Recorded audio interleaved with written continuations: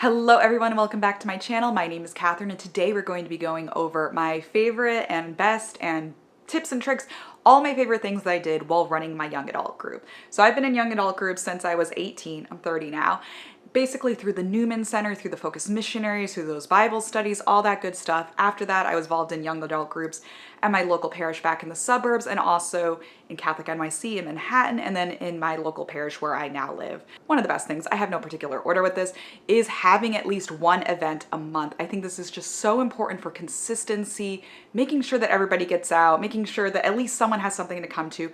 Maybe try staggering those events because if people can't make Wednesdays, well maybe they can make Thursdays. At least once a month, we would go to Mass at 7 p.m. because that was offered at our parish, and then we would go to happy hour afterwards. It wasn't really happy hour time, but we would go to Mass at 7 p.m., wrap it up. It would be about 7:45, 8, and we would go to the bar and just get some drinks and hang out afterwards. I think it is super important that if you want to run a young adult group, you gotta understand you're gonna be taking on some costs. Consider it part of your tithing. If you need to lower your tithing, if you're given like, I don't know, 10 bucks a week to your parish, you wanna lower that down to 5 or 4 or what have you, lower it if you must, but really consider putting your card down, accepting the fact that not everyone's gonna pay you back. Some people are gonna pay you back more, some people are gonna pay you back less, depends on the week. People will just forget. Consider it part of your tithing. That's just how it is. It's not that big a deal, but it's really, really good to have that cadence. Some people say, oh, but I don't like drinking. Okay, easy. Do the Mass on Sunday and then go get coffee afterwards. There's so many different options. You can totally make this work. It's also really great for cleanup.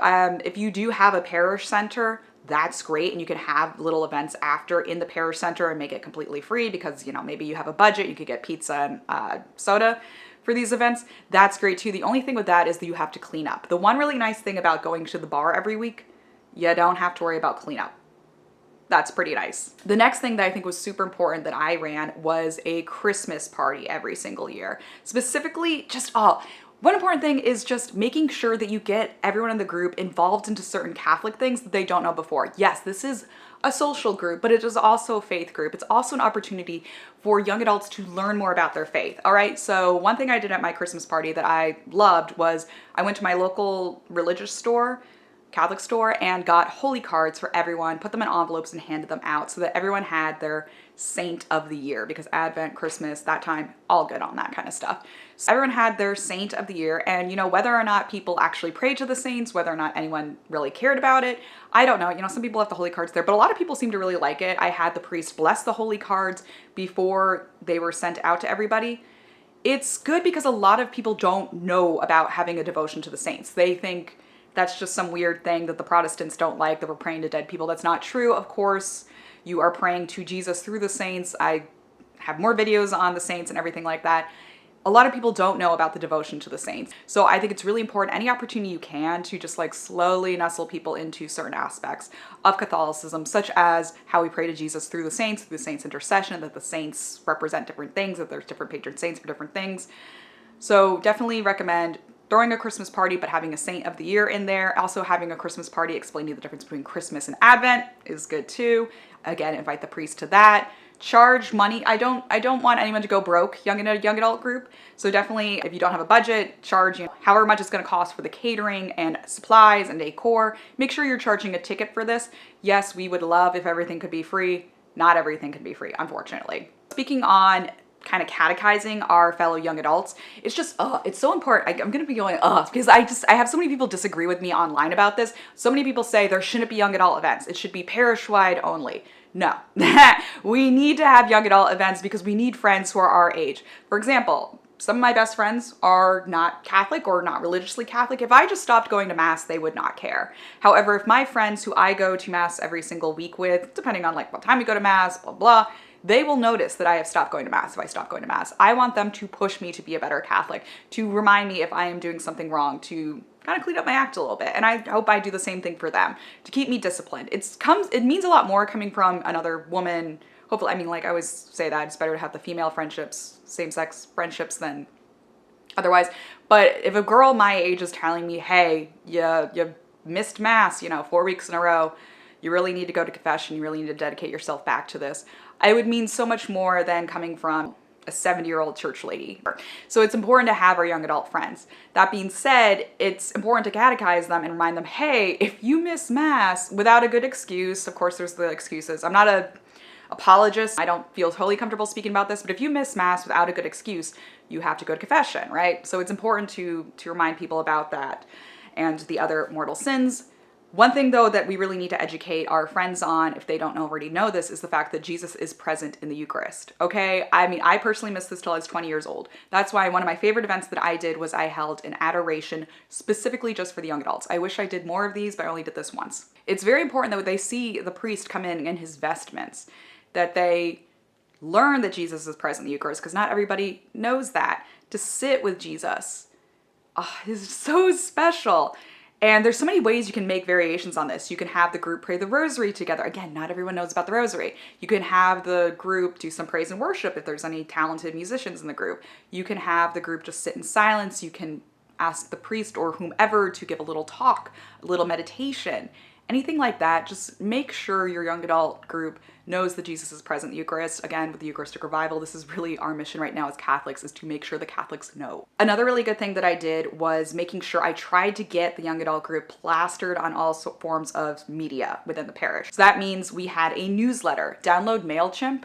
It's really convenient and you can collect email addresses super easily, send out newsletters, use Canva to create special little meeting announcements on there. I also used Facebook. Yes, I know Gen Zers allegedly don't use Facebook, but they all do. In my experience, everyone has Facebook still. And unlike Instagram, it is really good to make your events on Facebook. So you're able to track how many people are going. You're able to send out reminders, things like that. I really like Facebook still for events and for the group announcements. Everyone still has Facebook, so I think it is foolish to not utilize it. You can also utilize Instagram. I think that is very important too, because that goes out, to the whole parish. Unless your young adult group has its own Instagram page, it's good to just have the parish shoot out these announcements, because maybe someone moves to town, they just follow the parish on Instagram. You never know. Also, using the bulletin. Don't sleep on the bulletin, you guys. For me personally, I did not put everything in the bulletin that I should have, because I kind of came up with my events on the fly, maybe 2 weeks in advance. I wish I had utilized the bulletin more, come up with the events more in advance. It's a regret I have, is I didn't plan out my events better. So utilize the bulletin as much as you can to try and get those events in there. I personally found out about young adult group in my local parish in the suburbs through the bulletin. They hadn't made announcements. That's something I also wish I had done, is talked after mass about the young adult groups, maybe stood in the back, maybe asked the priests more to these new young people that are, coming through, hey, you should join our young adult group. Oh, look, Catherine's over there. You should talk to her. She runs the young adult group. So I could have done a little bit better job with that, but those are really good things that maybe you can run with your young adult group. Another thing that I think is really good is to have events that are also just strictly fun, right? So I believe it's St. John Bosco who said this, faith and fun. Like he did that with his boys that, the orphans that he was taking care of, faith and fun, which I think goes along with the going to mass and then going to happy hour afterwards. But also sometimes you're just gonna have events that are strictly fun, right? So personally, my group, we went to medieval times. That was a ton of fun. I loved it. It was great.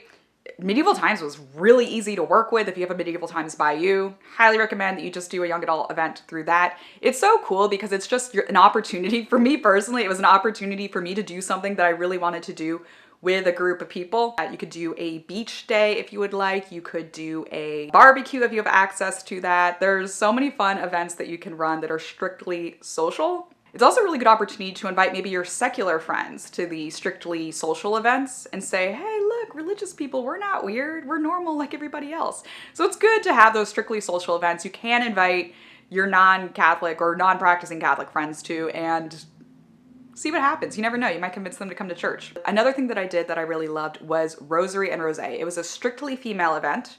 Having all the women come together, we prayed the Rosary. Some women had never prayed the Rosary before. That's really important, that we teach people how to pray the Rosary. It's a devotion to teach people how to pray the Rosary and the Divine Mercy Chaplet. We also did a Divine Mercy Chaplet once. But to teach them how to pray the Rosary, the different mysteries, maybe teach them that you can do meditations, you can teach them to pray with the Bible with it. There's so many different ways you can pray the Rosary that people don't realize. There's the 54-day Rosary Novena. There's so much going on there that you can teach people who maybe just don't know. So it's very important. Then we had pizza and rosé wine afterwards. Really great event. Totally loved it. We also did a Zoom rosary during Lent. This is a really good event, especially during Lent when it's dark and cold out and you just don't want to leave your house.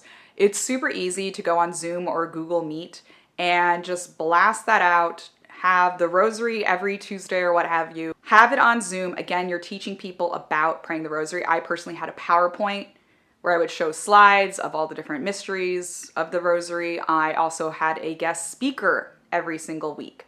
So throughout Lent, we had a guest come on Zoom, pray the rosary with us. It's double bonus points if you can find a young adult priest or young adult speaker or someone like that to come and lead the rosary with you guys. One of these, this is kind of like a regret, but something that I did do better as I went on with my tenure at the young adult group is accepting criticism, but also ignoring the criticism. So one thing I really want to emphasize is that this is a volunteer thing, you know?